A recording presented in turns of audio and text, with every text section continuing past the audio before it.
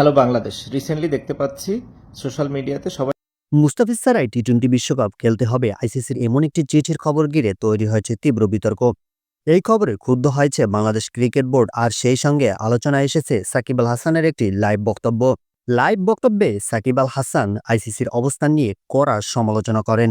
তিনি প্রশ্ন তোলেন, আইসিসি কেন বারবার ভারতের পক্ষে এই সিদ্ধান্ত দেয়। তার বক্তব্যে ইঙ্গিত করা হয়, অনেক সময় ঘোষণা আসে এমনভাবে যেন সব সুবিধা একটি দেশের দিকেই যাচ্ছে। লাইভে সাকিব আল হাসান আরও বলেন, বাংলাদেশের মতো একটি দলকে মুস্তাফিজ ছাড়া বিশ্বকাপ খেলতে বাধ্য করা, এটা কিভাবে ভাবা যায়। তিনি বলেন, মুস্তাফিজ শুধু একজন খেলোয়াড় নয়, সে দেশের গর্ব। তিনি আরও বলেন, এমন সিদ্ধান্তে কিভাবে দেশের মানুষ নিজেদের জার্সি পরে গর্ব করবে।